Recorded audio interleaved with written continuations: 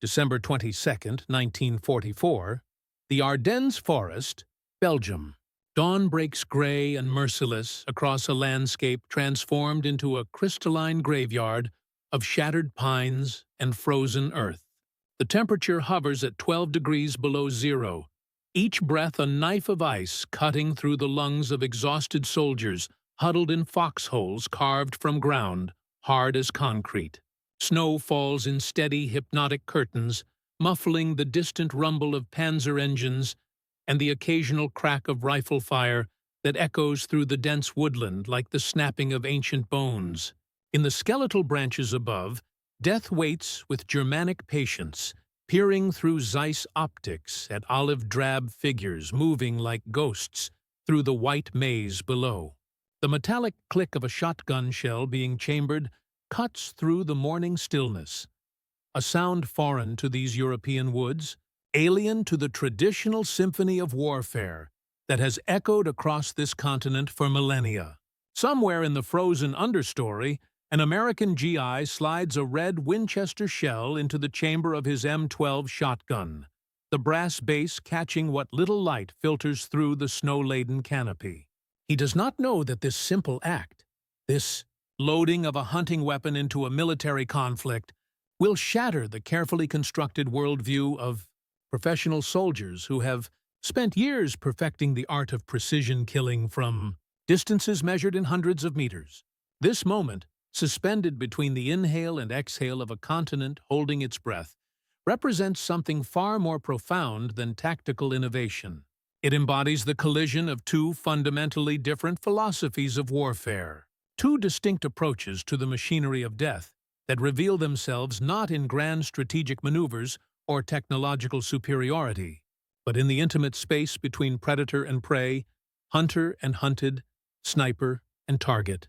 To understand the profound psychological earthquake that rippled through German sniper units during those bitter December days, one must first comprehend the meticulous culture from which these men emerged. The German sniper tradition was not merely a military occupation, it was a calling, a craft refined through generations of Prussian military doctrine and elevated to an art form during the Great War. These were not farm boys handed rifles and pointed toward the enemy. They were specialists, selected for their intelligence, patience, and psychological resilience, then trained in programs that could last 6 months or more. The Scharfschütze, the German marksmen, represented the apotheosis of individual military skill within the Wehrmacht's collective war machine. Their training began not with weapons, but with observation, with the ability to remain motionless for hours while cataloging every movement in their sector. They learned to read the landscape like a medieval monk reading scripture, to understand wind patterns and light conditions with the intuition of a master craftsman. Their rifles were precision instruments, often equipped with the finest optical equipment German industry could produce. Zeiss scopes that could resolve a man's face at distances that made other soldiers appear as mere silhouettes. By December 1944, these men had accumulated years of combat experience. They had stalked through the rubble of Stalingrad, positioned themselves in the hedgerows of Normandy, and established overwatch positions in the Gothic Line's mountain fortresses. They understood warfare as a chess match played at lethal distances, where success was measured in the ability to eliminate specific targets while remaining undetected. Their tactical doctrine emphasized concealment, patience, and the surgical application of violence. A single well-placed shot could disrupt an entire enemy operation, eliminate key personnel, or create the psychological pressure that would force an entire unit to alter its plans. The psychological profile of these snipers reflected this precision-oriented mindset. German military psychiatrists had identified specific personality traits that correlated with sniper success: methodical thinking, emotional detachment, and what modern psychology might recognize as obsessive-compulsive tendencies. These men found satisfaction in routine, in the careful maintenance of equipment, in the patient observation of enemy patterns. They were hunters in the most fundamental sense, but hunters who operated according to strict rules of engagement and tactical parameters that had been refined through centuries of European military tradition. Their worldview was further shaped by German military doctrine's emphasis on technological superiority and professional competence. The Wehrmacht, despite its ultimate defeat, represented one of the most professionally competent military organizations in human history. German soldiers, and particularly specialists like snipers, took pride in their technical proficiency and tactical sophistication. They viewed their American opponents through the lens of this professional arrogance, seeing them as numerically superior but tactically inferior, well-equipped but poorly trained, brave but unsophisticated. Intelligence reports reinforced these assumptions. German assessments of American forces consistently emphasized their reliance on artillery and air support. Their tendency to avoid night fighting and what German officers interpreted as a lack of individual initiative among enlisted personnel. The Americans, in the German tactical imagination, were industrial soldiers, mass-produced warriors who compensated for their lack of professional skill through overwhelming material superiority. This perception extended specifically to American marksmanship capabilities. German snipers had observed American infantry tactics throughout the Normandy campaign and subsequent operations, noting what they perceived as inadequate fieldcraft and poor understanding of concealment principles. American soldiers, in their assessment, moved too frequently, communicated too openly, and showed insufficient patience for the careful observation that characterized effective counter-sniper operations. The M1 Garand rifle, while respected for its firepower and reliability, was not a precision instrument in the German understanding of the term. Its semi-automatic action was designed for rapid fire rather than pinpoint accuracy, and its distinctive ping when the clip ejected made it unsuitable for covert operations. American sniper programs, while existent, had not yet achieved the institutional sophistication of their German counterparts. The few American marksmen German snipers had encountered operated with equipment and techniques that seemed primitive by Wehrmacht standards. Into this carefully ordered world of European military professionalism, the American shotgun arrived like a barbarian weapon wielded by men who refused to acknowledge the rules of civilized warfare. The psychological impact cannot be understood merely in tactical terms. It represented a fundamental violation of military aesthetics, a crude American solution to a problem that demanded sophistication and skill. The M12 Winchester shotgun that American forces carried into the Ardennes was not originally conceived as a military weapon.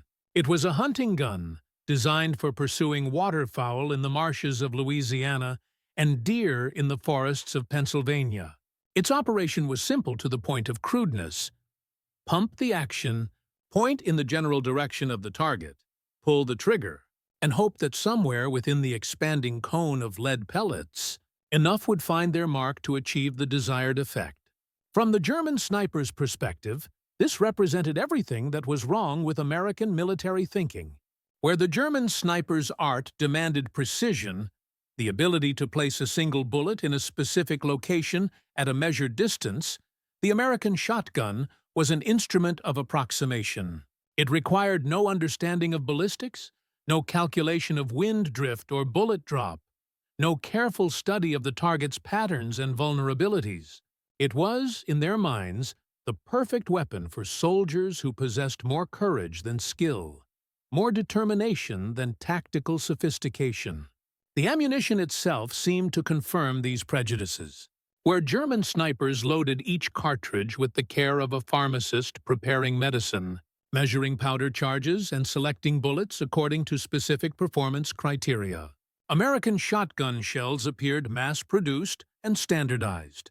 The red Winchester shells that would become a recurring symbol in this narrative contained not a single precision-crafted projectile, but dozens of lead pellets, each one a tiny sphere of industrial uniformity. Yet in this apparent crudeness lay a tactical innovation that would revolutionize close-quarters combat in forested terrain. The German snipers had positioned themselves according to traditional principles: elevated positions with clear fields of fire, escape routes carefully planned, and engagement distances that allowed them to utilize their weapons' superior accuracy. They had established killing zones where American infantry would be forced to move across open ground, exposed to precision fire that could eliminate key personnel before the Americans could even identify the source of the threat. The first encounters between German snipers and American shotgun-wielding GIs occurred during the opening phases of the Battle of the Bulge, when Wehrmacht forces achieved tactical surprise and pushed deep into American defensive positions. German snipers, following their trained procedures, established overwatch positions in the dense forests surrounding towns like Malmedy and St. Vith. From these concealed locations, they began the methodical elimination of American officers, radio operators, and weapons crews, the standard target priorities that had proven effective throughout the war. Initially, events proceeded according to German expectations. American infantry, surprised by the sudden offensive and disoriented by the winter weather, moved with less caution than usual. German snipers achieved notable success during the first 48 hours of the offensive, with some individual marksmen recording multiple kills per day. Reports filed by German commanders noted the effectiveness of sniper operations in disrupting American defensive preparations and creating psychological pressure on enemy units. But American forces adapted with a speed that caught German commanders off guard. Rather than responding to sniper fire with traditional counter-sniper tactics, which would have involved lengthy observation periods, careful identification of firing positions, and the deployment of specially trained marksmen, American units began employing what German after-action reports described as unorthodox and aggressive response procedures. The sound of that first shotgun blast through the Ardennes forest announced a tactical revolution that German military doctrine had not anticipated.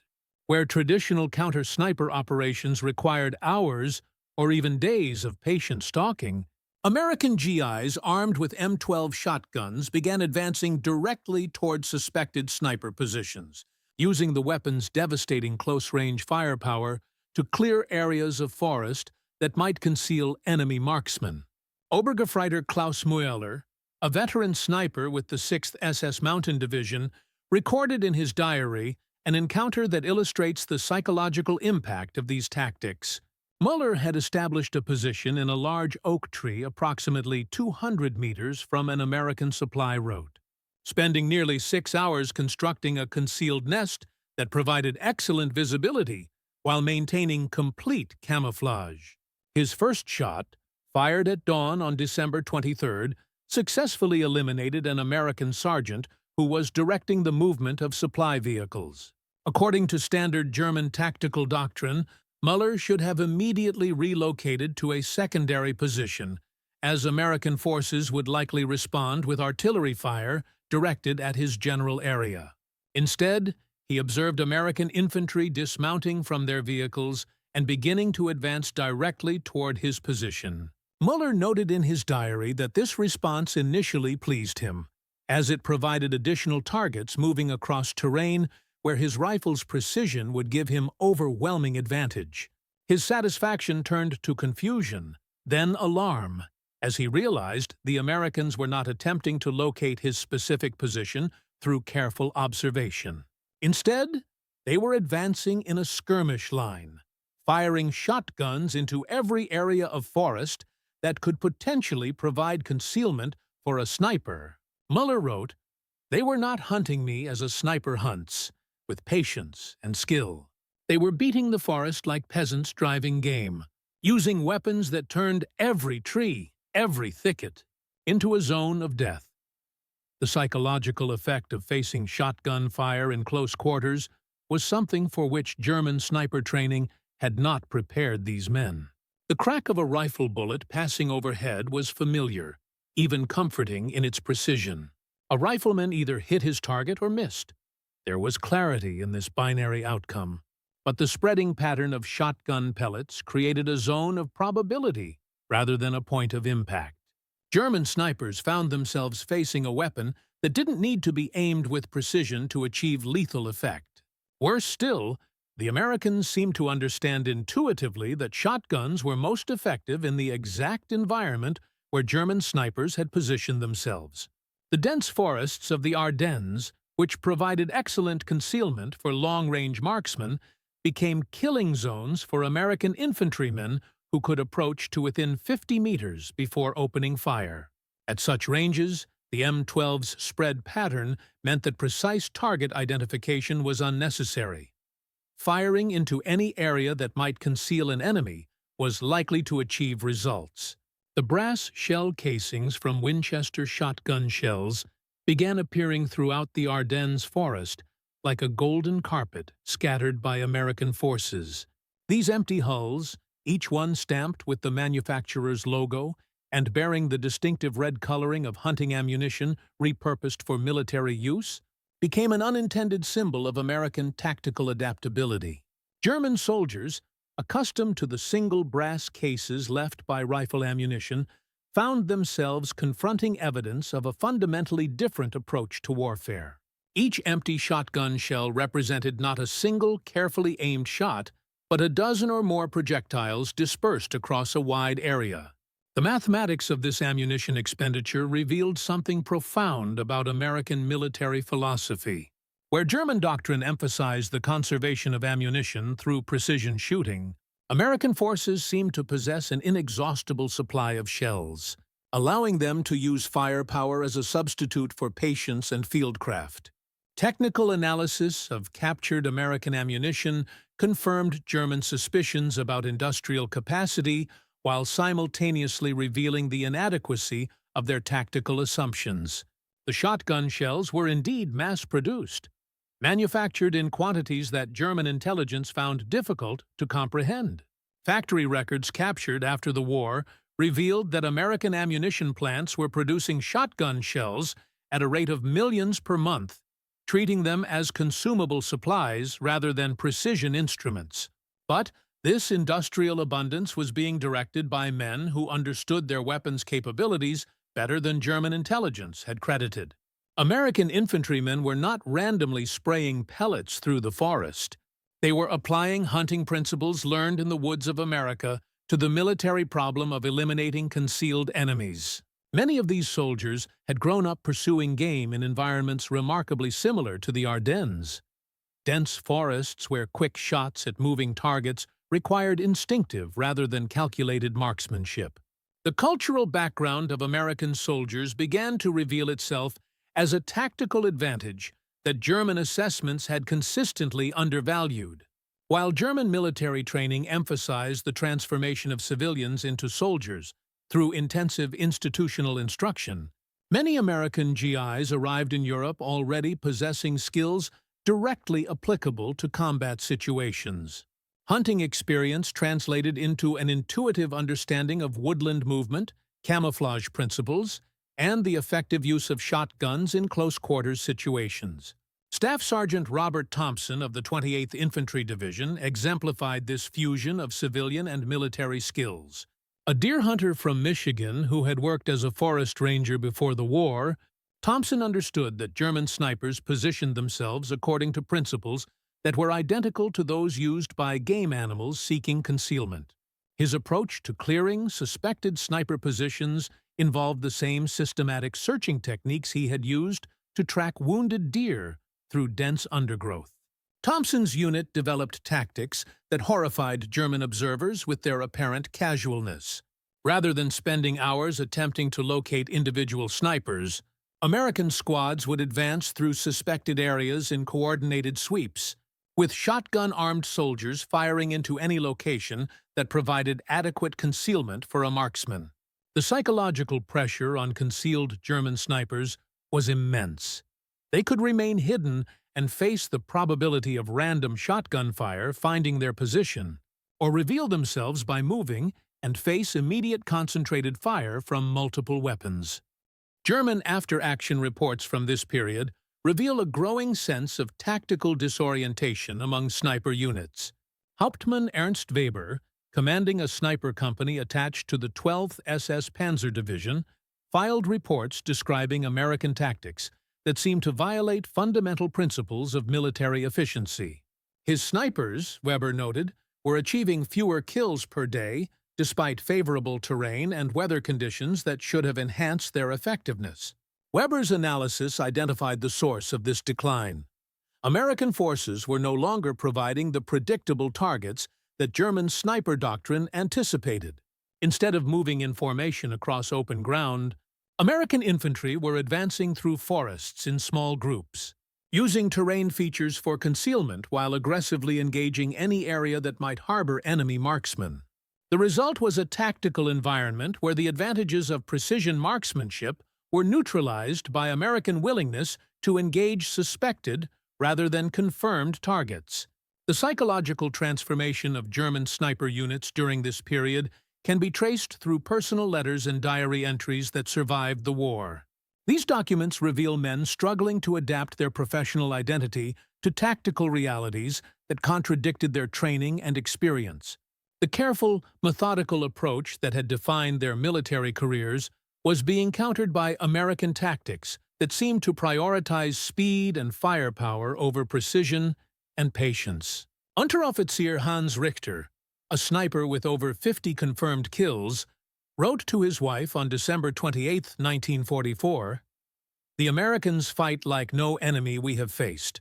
They do not respect the rules of engagement that have governed warfare in Europe for generations. When they suspect a sniper position, they do not attempt to outshoot us. They overwhelm the entire area with fire from weapons that require no skill to operate effectively." Richter's letter reveals the cultural shock that accompanied tactical adaptation. German snipers had defined themselves not merely as soldiers, but as craftsmen, practitioners of a military art that required years to master. The American response seemed to negate the value of this expertise, replacing skill with industrial capacity and patience with aggressive action. For men whose professional identity was built upon their superior training and equipment, this represented not merely a tactical challenge, but an existential crisis. The effectiveness of American shotgun tactics became evident through statistical analysis of German sniper performance during the Battle of the Bulge. Wehrmacht records, captured intact due to the rapid collapse of German positions during the American counteroffensive, reveal a significant decline in sniper effectiveness beginning approximately 1 week after the offensive commenced. Individual snipers who had been averaging multiple kills per day during the initial phases of the battle began reporting encounters with no successful engagements. More telling was the increase in German sniper casualties during this period. Men who had survived months or years of combat by maintaining concealment and engaging targets at long range were being killed at rates that alarmed German commanders. Medical units reported treating wounds caused by multiple small-caliber projectiles, a wound pattern characteristic of shotgun fire that German military medicine had rarely encountered in previous combat operations. The tactical adaptation forced on German sniper units represented a complete reversal of their established operational principles. Instead of maintaining fixed positions for extended periods, they were compelled to relocate frequently to avoid the systematic clearing operations conducted by American infantry. Instead of engaging multiple targets from a single location, they were forced to limit themselves to single shots before immediately withdrawing to avoid the concentrated response that American forces directed at any area from which hostile fire had been observed. This tactical evolution transformed the nature of sniper operations in ways that German doctrine struggled to accommodate. The careful preparation of concealed positions, which had been the foundation of effective sniper employment, became a liability when American forces began treating any adequate concealment as a legitimate target. German snipers found themselves operating more like guerrilla fighters than military specialists, constantly moving and avoiding engagement rather than seeking opportunities to inflict casualties on enemy forces. The brass shotgun shell casings that accumulated throughout the forest told the story of this tactical transformation. Each empty hull represented not just ammunition expended, but a small victory in the psychological warfare between German precision and American abundance. The red Winchester shells, originally designed for hunters pursuing waterfowl, had become instruments of military adaptation that challenged fundamental assumptions about the nature of modern warfare. American forces began collecting these empty shells, not for their brass content, but as improvised markers for cleared areas. Soldiers would scatter the bright red casings to indicate sections of forest that had been systematically searched for enemy positions. The visual impact on German forces was considerable. Entire areas of woodland marked with evidence of American firepower expenditure, creating a landscape that testified to industrial capacity applied to military problems. German intelligence attempted to calculate the cost of American ammunition expenditure during these forest clearing operations. Their estimates, based on observed shell casings and reported engagement frequencies, suggested that American forces were expending ammunition at rates that German logistics could not sustain for more than a few days. Yet the Americans continued these tactics for weeks, never seeming to experience supply shortages that German planners expected would force tactical modifications. This realization gradually dawned on German commanders as a revelation about the fundamental nature of their opponent. American forces were not merely well-equipped. They represented a military manifestation of an industrial economy that could treat ammunition as a renewable resource rather than a carefully rationed commodity. The tactical implications were profound. American units could afford to use firepower as a substitute for time, engaging suspected targets rather than confirmed ones because the cost of ammunition was less significant than the cost of extended operations. The transformation of German sniper tactics during the final weeks of the Battle of the Bulge reflected this harsh mathematical reality. Units that had previously operated according to principles of precision and economy were forced to adopt hit-and-run tactics that prioritized survival over target elimination. The professional snipers who had taken pride in their technical mastery found themselves reduced to hasty shots and immediate withdrawal, their sophisticated skills neutralized by American willingness to treat entire areas of forest as target zones. Personal accounts from German survivors revealed the psychological impact of this tactical evolution. Men who had defined their military identity through superior training and equipment found themselves outmaneuvered by American soldiers whose apparent lack of sophistication masked a practical understanding of how to apply available resources to tactical problems. The careful German approach to warfare, with its emphasis on professional competence and technical superiority, was being overwhelmed by American adaptability and industrial capacity. Feldwebel Kurt Steiner, a sniper instructor with the Wehrmacht's training command, submitted a report in January 1945 that captured the essence of this tactical revolution. Steiner noted that American forces had effectively negated German advantages in individual marksmanship through the systematic application of area weapons that required minimal training to employ effectively. His recommendation for tactical adaptation included abandoning fixed sniper positions in favor of mobile harassment tactics, a complete reversal of established German doctrine. The report's most significant observation concerned the psychological impact of facing an enemy who refused to engage according to established military conventions. Steiner wrote, "Our snipers have been trained to expect rational responses from professional soldiers. The Americans respond to sniper fire not with counter-sniper operations, but with immediate and overwhelming firepower directed at general areas rather than specific targets. This approach is wasteful of ammunition and tactically crude, but it is also highly effective in neutralizing our operational advantages." This assessment reveals the fundamental misunderstanding that had characterized German evaluation of American military capabilities.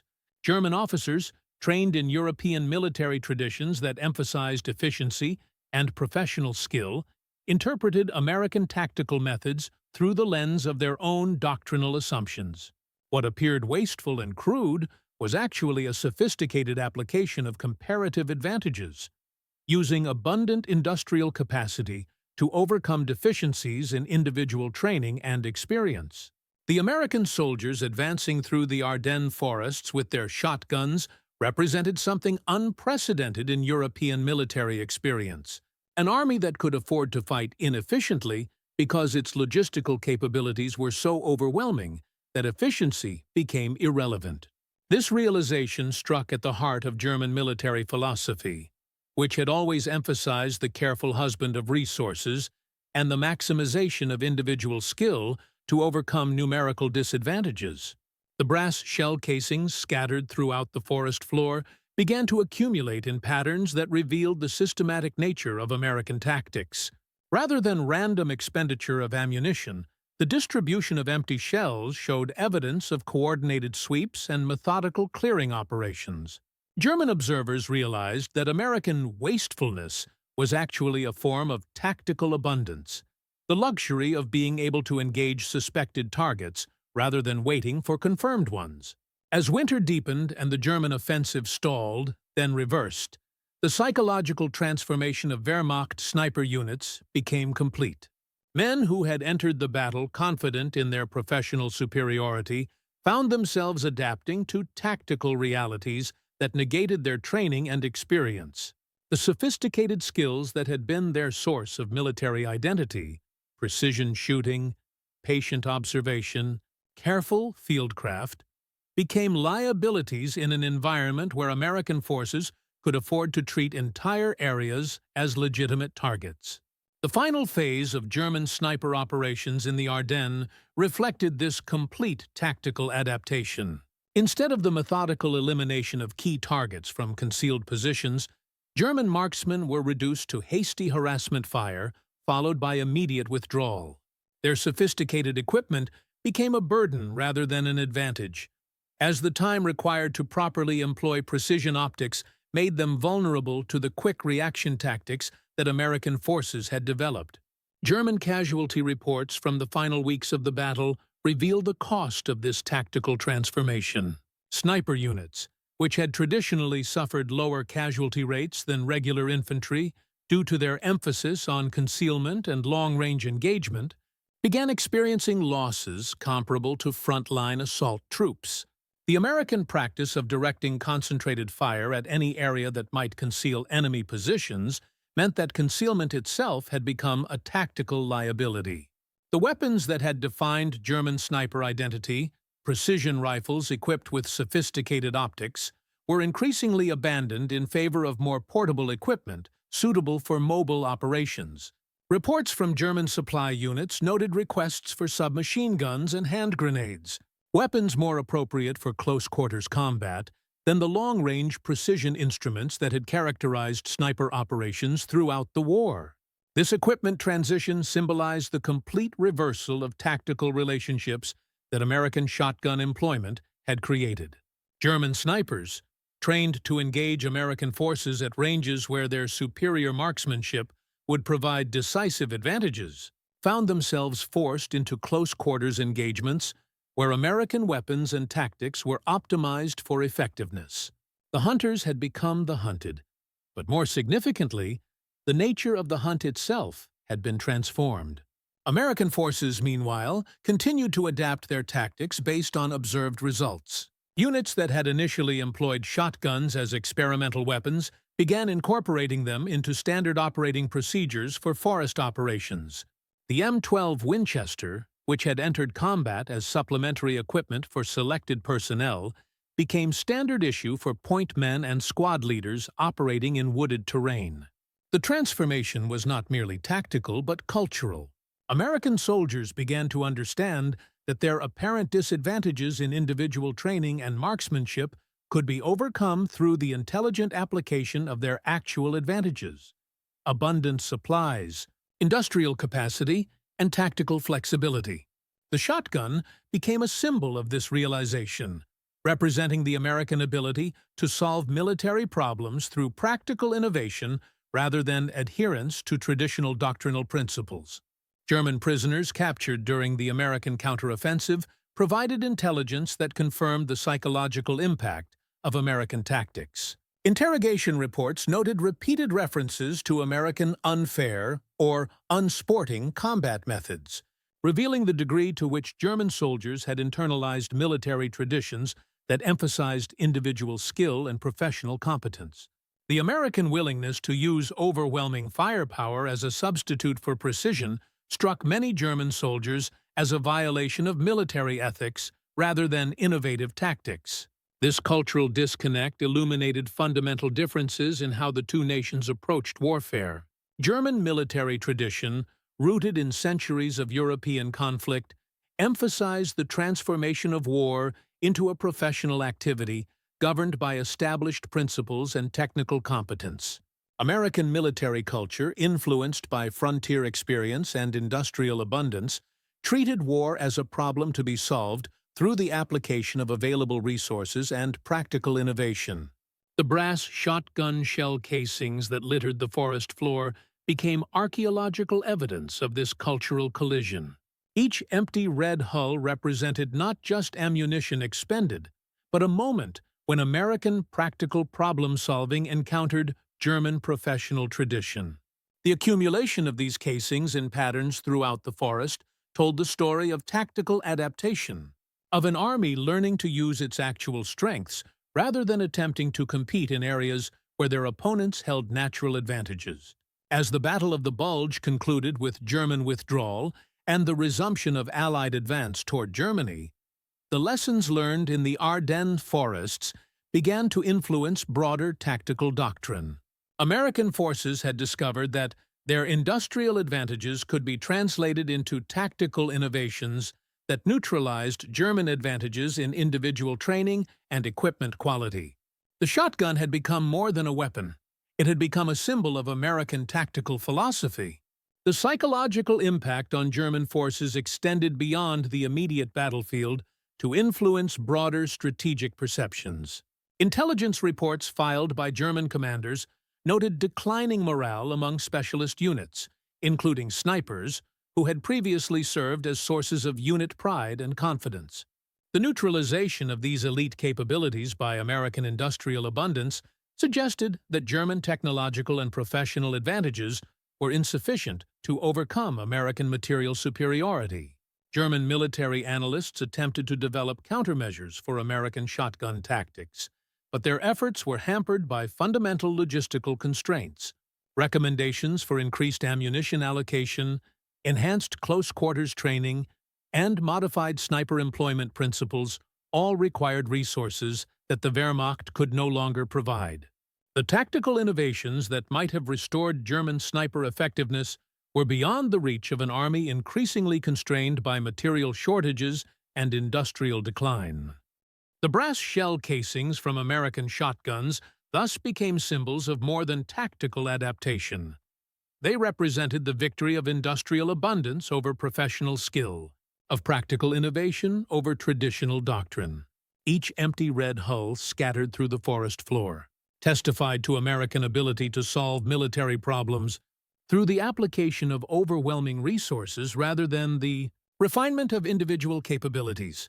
American soldiers, collecting these casings as souvenirs or using them as improvised markers, began to understand their significance in ways that transcended their immediate tactical value.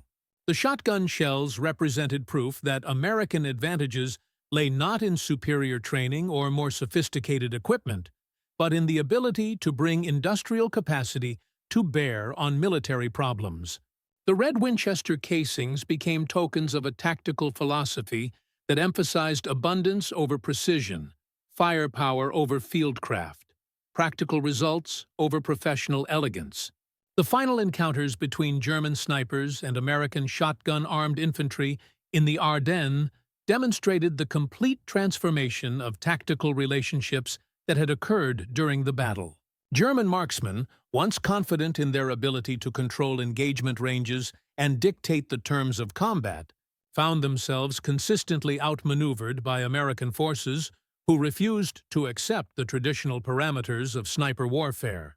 Reports from German unit commanders describe encounters where individual snipers, detected by American forces, faced immediate response from multiple squads equipped with shotguns and supported by concentrated artillery fire. The careful, methodical German approach to individual marksmanship was overwhelmed by American willingness to treat suspected sniper positions as immediate priority targets requiring maximum available firepower. The contrast between German precision and American abundance reached its ultimate expression in these final engagements. German snipers, armed with sophisticated rifles and equipped with the finest optical equipment available, found themselves facing American soldiers carrying hunting weapons repurposed for military use.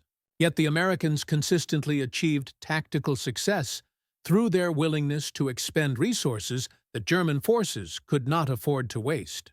The brass shotgun shell casings that accumulated in ever greater quantities throughout the forest floor became a visual representation of this tactical philosophy. Where German rifle ammunition was carefully rationed and precisely applied, American shotgun shells were expended freely, treating ammunition as a renewable resource rather than a precious commodity. The red Winchester hulls scattered across the white snow created a pattern that spoke to American industrial capacity and tactical abundance.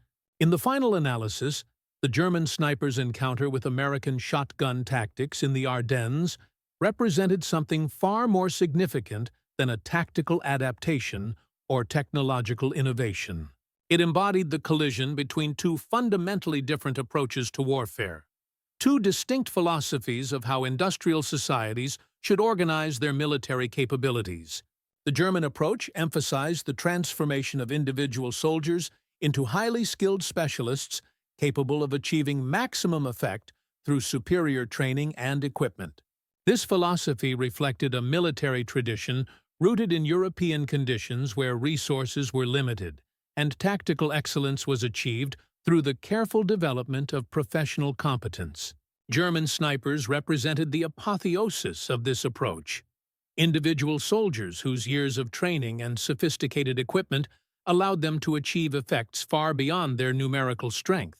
The American approach, revealed through the simple expedient of arming infantry with shotguns, demonstrated an alternative philosophy based on the intelligent application of abundant resources to tactical problems. Rather than attempting to match German professional competence through equivalent training programs, American forces leveraged their industrial advantages to create tactical solutions that negated German strengths while exploiting American capabilities. The brass shotgun shell casings scattered throughout the Ardennes forests thus became archaeological evidence of a profound transformation in the nature of modern warfare. Each empty red hull represented a moment when industrial abundance overcame professional skill, when practical innovation proved superior to traditional doctrine, when the democratic capacity for adaptive problem-solving demonstrated its superiority over authoritarian emphasis on predetermined solutions. The shotgun, that most American of weapons, had proven itself capable of achievements that sophisticated European military science could not match. Born in the waterfowl marshes of the American frontier, mass-produced in factories that represented the peak of industrial efficiency, and wielded by citizen soldiers who combined practical experience with democratic flexibility, it had become an instrument of tactical revolution. Years after the war, German veterans would remember the sound of American shotguns in the Ardennes forests as the moment they understood that their professional military tradition was insufficient to overcome American industrial democracy. The careful skills they had spent years developing, the sophisticated equipment that represented German technological excellence, the tactical doctrine refined through generations of European warfare, all had been neutralized by American soldiers carrying hunting weapons and supported by an industrial base that could treat ammunition as an inexhaustible resource. The brass shell casings they left behind became more than battlefield debris. They became symbols of a new kind of warfare, one where victory belonged not to the most professionally competent or technically sophisticated combatants, but to those who could most effectively translate their society's fundamental advantages into tactical capabilities. The red Winchester hulls, scattered across the snow-covered forest floor of the Ardennes, testified to the triumph of democratic abundance over authoritarian precision, of practical innovation over traditional excellence, of American industrial democracy over European military professionalism. In the end, The German snipers' encounter with American shotgun tactics revealed a truth about modern warfare that transcended tactical innovation or technological advancement.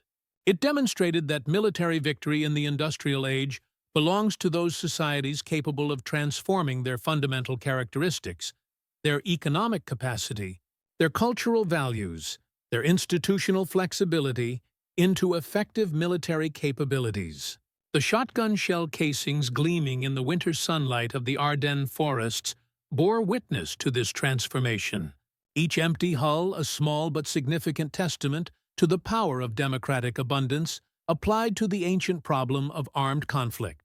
The forests of Belgium, where German precision met American abundance in those bitter December days of 1944, became the setting for a tactical revolution that would influence military thinking for generations. The brass shell casings left behind by American shotguns told the story of this revolution. Each red Winchester hull a chapter in the larger narrative of how democratic societies, when threatened, can transform their fundamental advantages into instruments of military victory.